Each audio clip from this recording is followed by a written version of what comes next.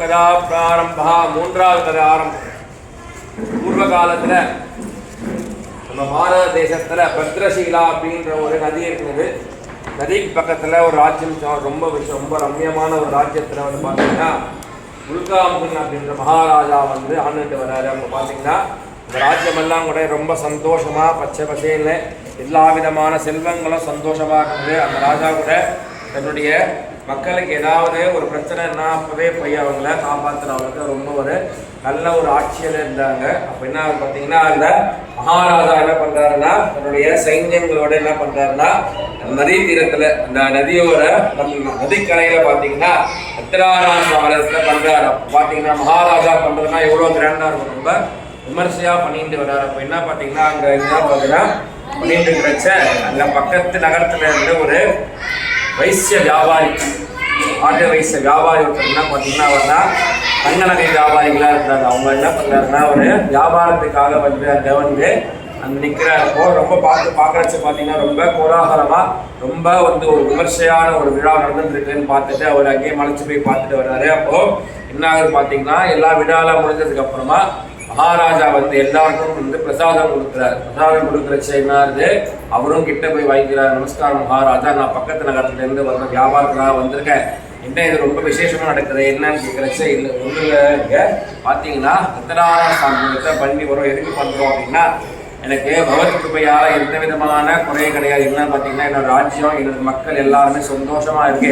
ஆனால் எனக்கு ஒரே ஒரு குறை இருக்கு, என்னன்னு பார்த்தீங்கன்னா எனக்கு குழந்தை பாக்கியம் இல்லை. அதனால நான் செஞ்சுட்டு வரேன். அவருடைய அருளால் எனக்கு சீக்கிரமாகவே குழந்தை பாக்கியம் கிடைக்கும்னு நம்பிக்கையில் நான் செஞ்சுட்டு வரேன் அப்படின்னு சொல்கிறச்ச அவரு என்ன சொல்கிறாரு, ஆஹா மகாராஜா, நீங்கள் சொன்ன மாதிரி எனக்கும் எந்த விதமான குறைகளும் இல்லை, ஆனால் எனக்கும் வந்து குழந்தை பாக்கியம் இன்னும் இல்லை. அதனால எனக்கும் அது ஒரு சின்ன குறையாகவே இருக்குது. நீங்கள் சொன்னீங்கன்னா நான் அந்த விரதத்தை செஞ்சுக்கலாமா அப்படின்னு கேட்குறச்ச கண்டிப்பாக நீங்கள் செஞ்சுக்கோ அப்படின்னு சொல்லிட்டு என்ன பண்ணுறாரு அப்படின்னு பார்த்தீங்கன்னா அவருடைய விரதத்தை நடத்திக்கிற எல்லா விதமான வழிமுறைகளையும் சொல்லி அவர் எல்லாம் கொடுத்து அனுப்பும்போது ரொம்ப சந்தோஷமாக அவர் ரொம்ப சந்தோஷமாக அவங்க நான் பார்த்தது ரொம்ப புண்ணியம் சொல்லிட்டு என்ன பண்ணல பார்த்தீங்கன்னா பிரசாதத்தை வாங்கிட்டு தன்னோட வீட்டுக்கு போய் சொல்றாரு. அவருடைய மனைவி பெயர் லீலாவதி.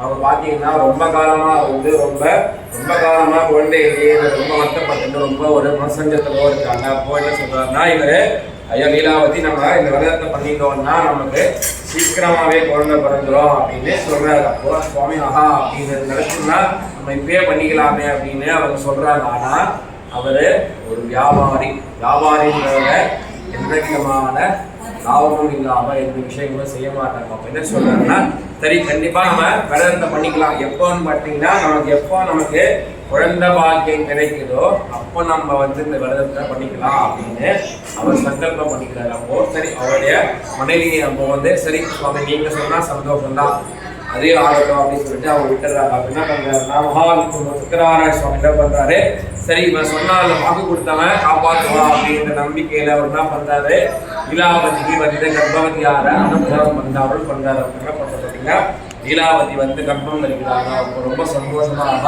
நம்ம வந்து சத்யநாராயண சுவாமி மகிமவல்ல நம்ம மகிமையாக நம்ம வந்து இப்போ பதினஞ்சிடும் அப்படின்னு ரொம்ப சந்தோஷமா அந்த கர்ப்ப காலங்கள் எல்லாம் வந்து ரொம்ப தெய்வ சிந்தையோடு அவங்க சந்தோஷமா கழிச்சுட்டே வராங்க. இவரும் வந்து ஆஹா நமக்கு வந்து குழந்தை பிறந்த ஒரு சந்தோஷத்துல இருக்கா. அப்போ பார்த்தீங்கன்னா அப்போ அவங்க வந்து நிறைய மாத கர்ப்பிணி ஆகிறாங்க. ரொம்ப வந்து ஒரு அழகான ஒரு பெண் குழந்தையாக இருக்கிறாங்க. அப்போ அந்த பெண் குழந்தை பார்த்தீங்கன்னா ரொம்ப அழகான ஒரு பெண் குழந்தை, ரொம்ப தெய்வீகமான குழந்தை சொல்றாங்க இல்லையா, அந்த மாதிரி தெய்வீகமான ஒரு குழந்தையா இருக்காங்க.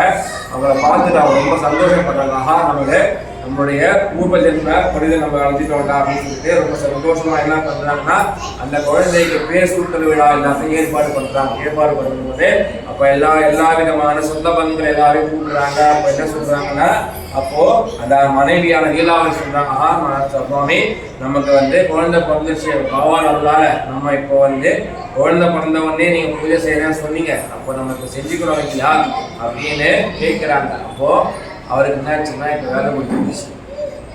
வேலை முடிஞ்சப்பறம் நம்ம இப்போ செய்யணும்னு என்ன இருக்காங்க கடவுள் நம்ம அழைச்சிடுவா அப்படின்னு சொல்லிட்டு என்ன பண்ணுறாருன்னா சரி லீலாவதியை சொல்றதெல்லாம் நியாயம் தான், ஆனால் நம்ம குழந்தை பிறந்து இப்போதான் 10 நாள் ஆகுது, இப்போதான் நம்ம பேர் வைக்க போகிறோம். இப்போ நம்ம பண்ணிட்டோம்னா நம்ம குழந்தைக்கு என்ன பண்ணுறோம்னே தெரியாது. அதனால நம்ம குழந்தை வந்து நம்ம மஞ்சள் நீராடி விழா அப்போ பண்ணிக்கலாம், ரொம்ப விமர்சையாக பண்ணிக்கலாம், பெரியவர் அனுப்புகிறோம் அப்படி பண்ணிக்கலாம்னு சொல்கிறார். சரி சுவாமி நீங்கள் சொன்னதே அப்போ வந்து எதுவும் எதிர்த்து பேச முடியாது. சரி சுவாமி நீங்கள் சொன்னதே சரி அப்படின்னு சொல்லிட்டு என்ன பண்ணுறாங்க பார்த்தீங்கன்னா, அந்த பொண்ணோட பேர் சுற்றுற விழா ரொம்ப விமர்சையாக பண்ணுறாங்க. அப்போது அந்த பெண்ணுக்கு வந்து கலாவதி அப்படின்னு பேர் சொல்கிறாங்க. கலாவதின்ற பேருக்கு அவங்க வந்து ஏற்ற மாதிரியே ரொம்ப ரொம்ப அழகான ஒரு பொண்ணாக வளர்க்குறாங்க. எல்லா விதமான கல்வி கேள்வி எல்லாத்தையும் கற்றுக்கிறாங்க. எல்லா விதமான விஷயங்களையும் கற்றுக்கிறாங்க. அப்போ என்ன பார்த்தீங்கன்னா அவங்க வந்து அந்த கூப்பெயர் சமயம் வந்து அவங்க அப்போ வந்து கூப்பெயரும் போது அப்போ மறுபடியும் என்ன பண்ணுறாங்கன்னா சந்தோஷமாக எல்லாரையும் கூப்பிடுறாரு. அப்போ அந்த வியாபாரி அப்போ மறுபடியும் என்ன பண்ணுறாங்க, லீலாவதி சுவாமி அன்னைக்கு நீங்கள் சொன்ன அந்த வேலை இன்னைக்கு வந்துடுச்சு, நம்ம பொண்ணு பெரியவளாயிட்டா, இப்போ நாம் வந்து இந்த விஷயங்கள் செய்யும்போது நம்ம வந்து விரதத்தை பண்ணிக்கிறோம் இல்லையா அப்படின்னு மறுபடியும் அவருக்கு வந்து நினைவூட்டுறாங்க. அப்போவே பண்ணல, 10 நாள்லேயே பண்ணல, நாங்கள் 10 வருஷம் கழிச்சு பண்ணுவோமா இப்படி பண்ணோம் பண்ணமா. அப்போது என்ன பண்ணுறாரு, ஆனால் பண்ண மாட்டேன்றத சொல்ல மாட்டார். அவர் என்ன சொல்கிறாரு, இல்லை வந்து நம்ம இன்னும் கொஞ்ச காலத்துல நம்ம பொண்ணுக்கு நம்ம கல்யாணம் பண்ண போகிறோம். அப்போது கல்யாணத்தப்போ நம்ம மாப்பிள்ளை வீட்டில் இருப்பாங்க, ரொம்ப கோலாகலமாக சந்தோஷமாக பண்ணிக்கலாம், இதை இப்போ கலந்து போட்டோம் அப்படின்னு சொல்லிட்டு என்ன பண்ணுறாரு, அதே இப்போ தள்ளி போட்டுறாரு. அப்போ சரி என்ன பண்ணுறாங்க, மஞ்சள் நீராட்டு விழாலாம் ரொம்ப சந்தோஷமாக பண்ணுறாங்க. எல்லாம் முடிஞ்சது, மறுபடியும் காலங்கள் நகருது. அப்போது அந்த பொண்ணுக்கு வந்து கல்யாணமாக அந்த வயசு வருது. அப்போ என்ன பண்ணுறாங்க, தனக்கு ஒரு நல்ல ஒரு மாப்பிள்ளை தேர்ந்தெடுத்துக்கணுன்றதுக்காக ரொம்ப சொல்லுவோம். அவங்க என்ன பண்ணுறாரு, தனக்கு தெரிஞ்சவங்ககிட்ட எல்லாம் சொல்லி அனுப்பிச்ச அங்கே வந்து பக்கத்து நகரத்திலே வந்து சுந்தரம் அப்படின்ற ஒரு ஆண்மகரை வந்து பார்க்குறாங்க. அப்போ அந்த மாப்பிள்ளையை பார்க்குறச்சு ரொம்ப அழகான ஒரு எல்லா விதமான திறமைகளும் உள்ளவர் அப்படின்னு சொல்லிட்டு அவரை வந்து நம்ம மாப்பிள்ளையாக பார்த்திக்கலாம் அப்படின்னு சொல்லிட்டு என்ன பண்ணுறாங்க, எல்லா விதமான ஏற்பாடுகளும் செய்கிறாங்க. அப்போ கல்யாணம் பண்ண ரொம்ப விமர்சையாக செய்கிறாங்க. அப்போது எல்லா சொந்த பந்தங்களையும் கூப்பிட்டு எல்லா விதமான விமர்சைகள் ரொம்ப கல்யாணம் வந்து ரொம்ப வந்து விமர்சையாக செய்கிறாங்க. அப்போது கல்யாணம் எல்லாம் முடியுது. இப்போ எப்போவுமே ஞாபகப்படுத்துகிற இல்லாவத்தி இப்போ மறந்து போயிட்டாங்க. அவங்களும் அந்த அம்பிஷியமாக இருக்கு இல்லையா, அந்த மாதிரி என்னாச்சுன்னா அவங்க மறந்து போயிடுறாங்க. இப்போ ஞாபகப்படுத்தினாலே இவங்க செய்ய மாட்டார், ஞாபகப்படுத்தினாலே அவருக்கு செய்யறது ரொம்ப கஷ்டம். அப்போ அவருக்கு இன்னும் நிம்மதியாக போச்சு, ஆஹா வேலை முடிஞ்சுதா அப்படின்னு சொல்லிட்டு கல்யாணம் எல்லாம் முடிஞ்சுதா. அப்படி என்ன பண்ணுறாங்க பார்த்தீங்கன்னா, சரி அவங்க வேலையை பார்க்க போகிறாங்க. அப்போ என்ன சொல்கிறாரு, மாமனார் அவங்க மாப்பிள்ளையை கூப்பிட்டு, மாப்பிள்ளை நீங்கள் எங்கேயும் போய் வெளியே போய் கஷ்டப்படாதீங்க, நம்மளுக்கே வந்து சொந்த வியாபாரம் இருக்குது, நம்மளே ஜிஆர்டி பிரதர்ஸ் மாதிரி இருக்கும், நிம்மதியாக நீங்களே எங்களோட வந்து வியாபாரம் பண்ணிக்கோங்க, நீங்கள் வெளியே போய் கஷ்டப்படுறீங்க அப்படின்னு சொல்லிட்டு மாப்பிள்ளையை வியாபாரத்துக்கு கூப்பிட்றாரு. சரி மாமா நீங்கள் சொன்னால் நான் ஏன் தட்ட போடா, கண்டிப்பாக நம்ம செஞ்சுக்கலாம் அப்படின்னு சொல்லிட்டு என்ன பண்ணுறாங்கன்னா மாப்பிள்ளையும் மாமனாரமாக சேர்ந்து வியாபாரத்துக்கு கிளம்புறாங்க. அப்போ என்ன ஆகுதுன்னா, அப்போது அந்த காலத்தில் ஓலா ஆட்டோ ராப்பிடோ எல்லாம் தெரியாது, முன்னே வந்து நம்ம நடந்து போகணும், இல்லைன்னா வண்டி மூலமாக போகணும், இல்லைன்னா வந்து என்ன சொல்கிறது கப்பல் இல்லைன்னா படகு மூலமாக போகணும். அப்போது என்ன ஆகுது பார்த்தீங்கன்னா, அப்போ நடந்து போச்சு என்ன ஆகுது, அவங்க என்ன பண்ணுறாங்கன்னா நிறைய வஜ்ர வீடுகள்லாம் எல்லாத்தையும் மூட்டை கட்டிக்கிட்டு அவங்க போகிறச்ச பக்கத்து நகரத்துக்கு போகிறதுக்குள்ளேயே அவங்களுக்கு ராத்திரி ஆகிடுது. அப்போ என்ன ஆகுதுன்னா, அப்போ மாமனார் சொல்கிற மாப்பிள்ளை நமக்கு இப்பயே ராத்திரி ஆகிடுச்சு, நம்ம இதுக்கப்புறம் நம்ம வந்து பிரயாணத்துக்கு போனோம்னா நம்ம பயணத்தில் ரொம்ப பிரச்சனையாக இருக்கும், ராத்திரியில் யாராச்சும் ஒரு திருடர்கள் வந்தாங்கன்னா நமக்கு வந்து இருக்கிறது எல்லாம் நம்ம பறி கொடுத்துருவோம். அதனால நம்ம இந்த நகரத்திலே ராத்திரி நம்ம தூங்கிட்டு காலையில் எழுந்து அந்த டிஃபன் சாப்பிட்டு அப்புறமா நம்ம போவோம். அதனால சொல்லிட்டு என்ன பண்ணுறாங்கன்னா 2 பேருமா சேர்ந்து போய் அந்த காலத்தில் பார்த்தீங்கன்னா எல்லா நகரங்களும் சத்திர சாவடிகள் இருக்கும். அந்த சத்திர சாவடியில் போய் எல்லாரும் தூங்குவாங்க, வழிபோக்கரெல்லாம் தூங்குறதுக்காக இருக்கும். இப்போ நம்ம மொத்தமே ஃப்ளாட்டில் தான் இருக்கும்.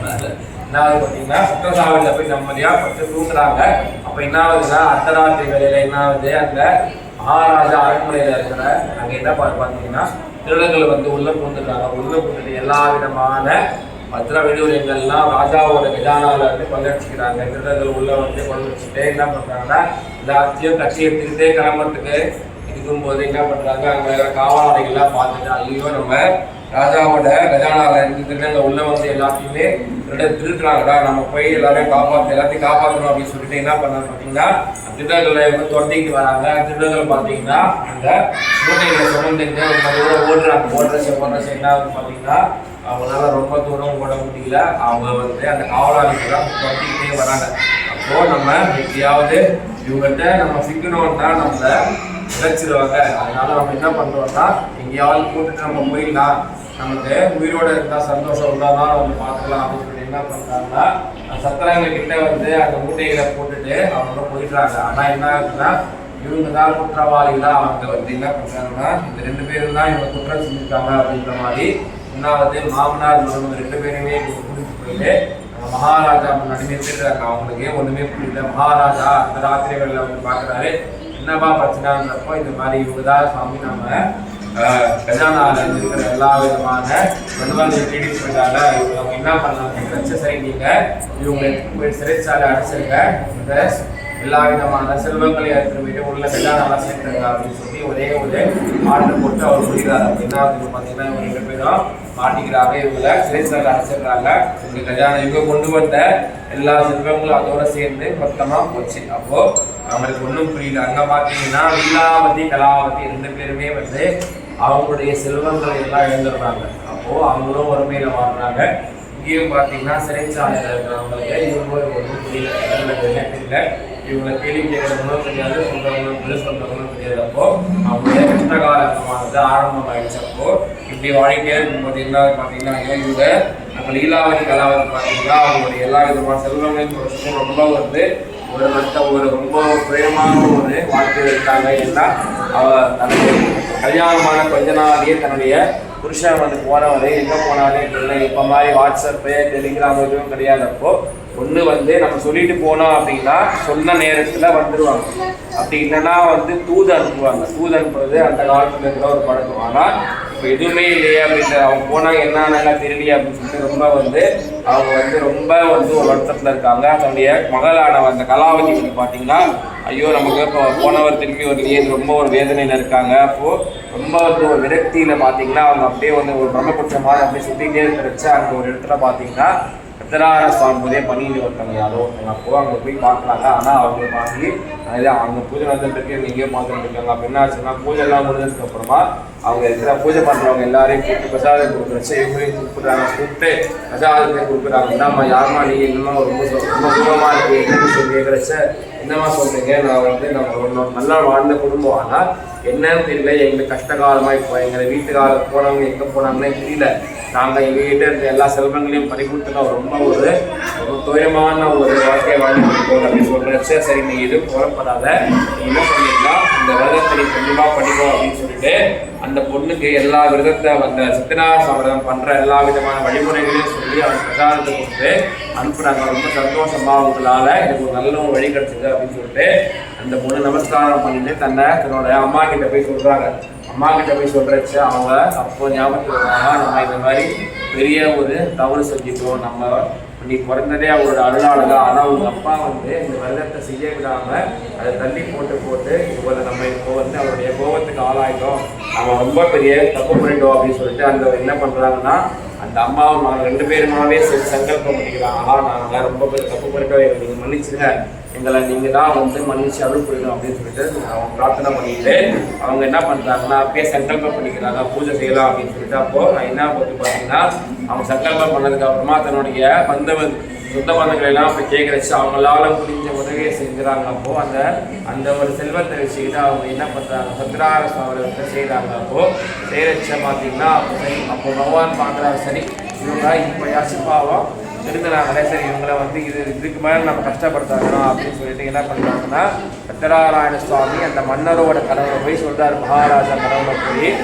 மகாராஜா உங்களுடைய சிறையில் 2 பேர் வாசம் பண்ணுறாங்க, அவங்க வந்து திருடங்க கிடையாது, ஏதோ அவங்க எனக்கு வந்து என்னை மறந்துட்டு அவங்க பண்ண ஒரு விஷயத்துக்காக நான் அவங்களுக்கு ஒரு சின்ன ஒரு தண்டனை கொடுத்தேன், நீ அவங்களுக்கு நான் இப்போவே விட்டு வச்சிரு அப்படின்னு சொல்லி சொல்கிறச்ச மகாராஜாவுக்கு காலையில் எழுந்த உடனே தெரியல இது நமக்கு வந்த கனவு நிஜமா உண்மையாக பொய்யான்னு தெரியலையேன்னு அப்படின்னு சொல்லி பார்க்குறச்ச கேட்குறச்ச ஆமாம் சுவாமி நீங்கள் சொல்கிற மாதிரி நம்ம சிறைச்சாலை 2 பேர் இருக்காங்க, அவங்கள நம்ம வந்து இப்போயே விடுவிச்சிடலாம் அப்படின்னு சொல்கிறச்ச அவர் கூப்பிட்ற சரி நீங்கள் அவங்க 2 பேரையும் கூட்டிகிட்டு வாங்க அப்படின்னு சொல்லி கூப்பிட்றச்ச மாமனாரும் மருமகனும் வராங்க. அப்போது 2 பேரும் வந்து பார்க்குறச்ச சரி என்ன அப்போ மாமனாருக்கு ரொம்ப பயப்படுறாங்க, ஆஹா நமக்கு ஏதாச்சும் தூக்கு தண்டனை கொடுத்துட்டு போகிறாரு, மரண தண்டனை கொடுத்துட்டு போகிறாரு அப்படின்னு சொல்லிட்டு அவர் வந்து ரொம்ப பயமாக நிற்கிறச்ச இல்லை நீங்கள் எதுவும் போராடாதீங்க, நீங்கள் ஒரு சின்ன ஒரு தவறு நடந்துச்சு அதனால் இப்போ தான் எங்களுக்கு தெரிய வந்ததுனால நீங்கள் எதுவும் போராட வேண்டாம், நீங்கள் நிரபராதிகன்னு தான் எங்களுக்கு தெரிய வந்திருக்கு, அதனால் நீங்கள் நிம்மதியாக நீங்கள் ஊர் போய் சேருங்க, நீங்கள் எடுத்துகிட்டு வந்த எல்லா விதமான ஆபரணம் வஜ்ர வேலூர் எங்களுக்கு எல்லாமே வந்து நீங்கள் டபுளாக ரெண்டு மடங்காக நீங்கள் வந்து எடுத்துகிட்டு போய் நிம்மதியாக போய் ஊர் போய் சேருங்க, நிம்மதியாக போய் உங்களுடைய எல்லா விதமான வேலைகளையும் பாருங்க அப்படின்னு சொல்லி மகாராஜா சொல்கிறப்போ நிம்மதியாக அப்போதான் பெருமூச்சு விட்டுற மாமனாக நம்ம போனது எல்லாத்துக்குமே வந்துச்சுறான்னு சொல்லிட்டு என்ன பண்ணுறாரு, எல்லா விதமான எத்தனை வீடுகள் எல்லாத்தையும் வந்து கட்டி ஏற்றிக்கிட்டு இப்போ அவங்களுக்கு ஒரு பெரிய படகு வேணும், நிறைய இருக்குது சாமான், அதனால் கிலோ கணக்கில் இருக்குது, அதனால் ஒன்றும் பண்ண முடியாது. என்ன பண்ணுறாங்க, படகளை ஏற்றுறாங்க. படகளை ஏற்றிட்டு சரி என்ன சொல்லிட்டு வரணும் மாமனார், ஐயோ மாப்பிள்ள நமக்கு பக்கத்துலேயே ஒரு அழகான ஒரு நதி இருக்குது, அங்கே போய் நம்ம குளிச்சுட்டு வந்துடுவோம், நம்ம குளிச்சுட்டு வந்துட்டு நம்ம வந்து ஊருக்கு போகலாம் அப்படின்னு சொல்லி சொல்கிறாரு. சரினே 2 பேரும் சேர்ந்து போய் நதியில் போய் குடிக்கிறார். குளிச்சுட்டு திரும்பி வரச்சா என்ன பண்ணுறாங்க, இதில் வந்து பார்த்தீங்கன்னா ஒரு சாது ஒரு மகான் வந்து இதில் வந்து நிற்கிறார். பார்க்குறச்சா இது யாராவது நமஸ்காரம் பண்ணிக்கலாம்னு சொல்லி நமஸ்காரம் பண்ணிக்கிறாங்க. நமஸ்காரம் சுவாமி எங்களை ஆசீர்வாதம் பண்ணுங்க, நாங்கள் ஊருக்கு போய் சேர்க்கணும், நம்ம அவங்கள்ட்ட நல்ல விதமாக ஆசீர்வாதம் பண்ணுங்க அப்படின்னு அவர்கிட்ட கேட்குறாங்க. என்னப்பா நீங்கள் என்ன வந்தீங்க, நாங்கள் வியாபாரத்துக்காக வந்தோம், எல்லா விதமான கஷ்டங்கள் எல்லாம் முடிஞ்சது, இப்போ சந்தோஷமாக நாங்கள் போயிட்டுருக்கோம் சுவாமி, நீங்கள் ஆசீர்வாதம் பண்ணுங்க, சரி சந்தோஷமாக நல்லா ஆரோக்கியமாக இருங்கப்பா, நீங்கள் என்ன வியாபாரம்ப்பா பண்ணுற அப்படின்னு அவர் கேட்குறாரு. அப்போது அவருக்கு மாமனாருக்கு என்ன பையன்னா, நம்ம 10 கிலோ வீடு எல்லாம் விற்கிறோம் அப்படின்னு செஞ்சுருந்தா என்னது ஒரு 5 கிலோ கொடுப்பா அப்படின்னா கொடுத்தாங்க, கொடுக்கலன்னா சாமி விட்டுரும். அப்போ என்ன வந்து கொடுத்தா 5 கிலோ இப்போ கேட்டாங்கன்னா என்ன பண்ண முடியும், அப்போ என்ன சொல்கிறாங்கன்னா ஒன்றும் இல்லை சாமி, நாங்கள் விற்கிறதுனால இலைகளும் தழைகளும் இலைகள் வைக்கிறாங்க, எல்லாம் இலை வியாபாரம் பண்ணுறோம் அப்படின்னு சொல்லிட்டாரு. அப்படியே என்ன சந்தோஷம் ததாஸ்து அப்படின்னு சொல்லிட்டு அவர் போயிட்டார். அப்போ என்ன பார்த்தீங்கன்னா மாமனார் மருமகனும் உள்ளே போய் படகுல போய் சவாரி ஏறுறாங்க. அவங்க படகு வந்து கொஞ்சம் தூரம் போகுது. கொஞ்சம் தூரம் போகிறச்சு என்ன பார்த்தீங்கன்னா படகு வந்து நல்லா கனமாக இருந்த படகு வந்து இப்போது லேஸ் ஆகிடுச்சு. லேஸ் ஆனதுக்கப்புறமா பார்த்தீங்கன்னா உள்ளே போய் பார்த்தா மாமனாருக்கு ஒரு சின்ன சந்தேகம் வந்திருக்காங்க, நம்ம படகுல ஏதோ ஒரு சின்ன ஒரு மிஸ்டேக் ஏதோ பிரச்சனை இருக்குது, நம்ம போய் பார்க்கலாம் அப்படின்னு சொல்லிட்டு உள்ளே போய் பார்க்குறச்ச அவங்க எல்லாத்தையும் திறந்து பார்க்குறச்ச எல்லாமே வந்து இலைகளும் தலைமுறையும் ஆகிடுச்சு.